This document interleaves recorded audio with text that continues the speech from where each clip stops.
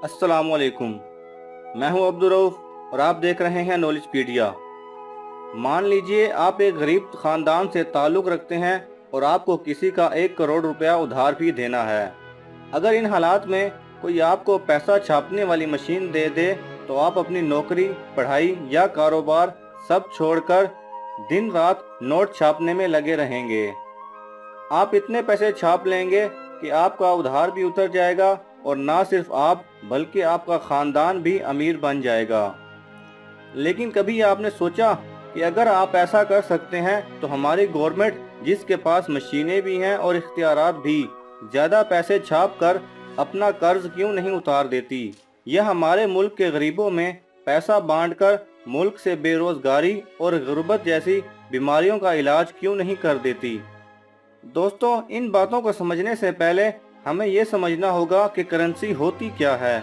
Video में आगे बढ़ने से पहले आपसे इल्तमास है कि अगर आप हमें सपोर्ट करना चाहते हैं या मजीद ऐसी वीडियोस देखना चाहते हैं तो हमारे चैनल नॉलेजपीडिया को सब्सक्राइब कीजिए और साथ में बने बेल आइकन पर लाजमी क्लिक करें ताकि आपको हमारी हर नई आने वाली वीडियो का नोटिफिकेशन मिल सके। किसी भी मुल्क में करेंसी की वैल्यू तभी होती है जब आप उसके बदले कुछ खरीद सकें।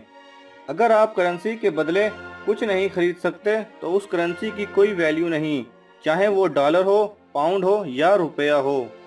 करेंसी इजाद होने से पहले क्या होता था? अगर मेरे पास चावल और आपके पास दूध हैं तो मैं आपको थोड़े से चावल देकर दूध ले लिया करता था।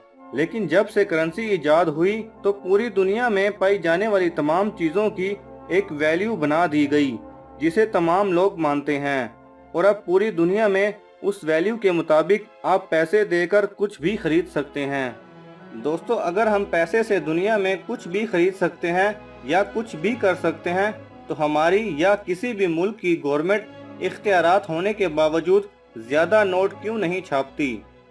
याद रखिए, कोई भी हुकूमत सिर्फ उतने ही नोट छाप सकती है जितना कि उस मुल्क में चीज़ें मौजूद होती हैं। मसलन अगर किसी मुल्क में करेंसी की वैल्यू के मुताबिक उस मुल्क में 1 करोड़ रुपए की चीज़ें मौजूद हैं तो वो सिर्फ 1 करोड़ रुपए के ही नोट छापेगी। अगर उस गवर्नमेंट को ज़्यादा नोट छापने होंगे तो पहले मुल्क में मौजूद चीज़ों को बढ़ाना होगा। अगर कोई मुल्क चीज़ों को बढ़ाए बगैर नोट छाप देता है तो उसको दो बड़े नुकसानात का सामना करना पड़ेगा। पहले नंबर पर जो उस मुल्क को नुकसान उठाना होगा वो महंगाई या इन्फ्लेशन है। अब महंगाई होगी कैसे, इसको एक मिसाल से समझते हैं। मान लीजिए किसी मुल्क में 2 लोग रहते हैं और उस मुल्क में 2 किलो चावल मौजूद हैं। अगर चावल की कीमत 100 रुपये किलो है तो उन लोगों के पास सिर्फ 200 रुपये ही होने चाहिए ताकि वो उन चावलों को 100 रुपये फी किलो खरीद सकें। अब अगर गवर्नमेंट ज़्यादा नोट छाप कर उन 2 लोगों को 5-5 हज़ार रुपये दे देती है तो वो लोग वही चावल जिन्हें वो पहले 100 रुपये में खरीद सकते थे अब 5,000 रुपये में खरीदेंगे। अब दूसरे नुकसान की बात करें तो अगर किसी मुल्क में हर शहरी के पास बहुत सारा पैसा आ जाए तो उस मुल्क में ना कोई पढ़ेगा और ना ही कोई काम करेगा। फर्ज कीजिए कि अगर आपका टेलर, मैकेनिक या फैक्ट्री के वर्कर्स काम करना छोड़ दें तो क्या होगा? दोस्तों, 2001 में जिम्बाब्वे में बिल्कुल ऐसा ही हुआ था। जिम्बाब्वे के प्रेसिडेंट को लगा कि हमारे लोग बहुत गरीब हैं, क्यों ना हम मशीनें बनाएं और नोट छापना शुरू कर दें।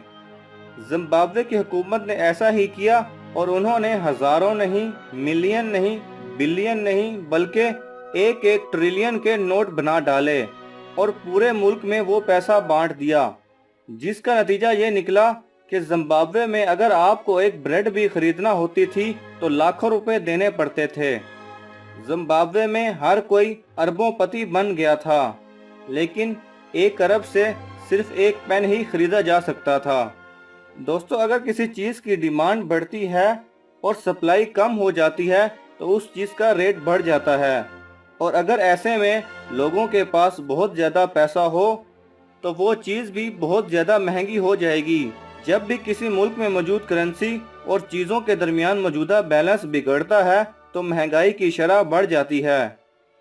इसलिए किसी भी मुल्क को अगर नोट छापने होते हैं तो पहले वो अपने मुल्क में मौजूद इंडस्ट्रीज लगाकर چیزوں کو بڑھاتا ہے اور اس کے بعد ہی نوٹ چھاپے جاتے ہیں۔ اگر آپ کو ہماری یہ کاوش پسند آئی تو لائک کے بٹن پہ کلک کریں اور سوشل میڈیا پر اپنے دوستوں سے لازمی شیئر کریں تاکہ وہ بھی اس سے فائدہ اٹھا سکیں، اور کمنٹس باکس میں اپنی رائے کا اظہار دینا مت بھولیے۔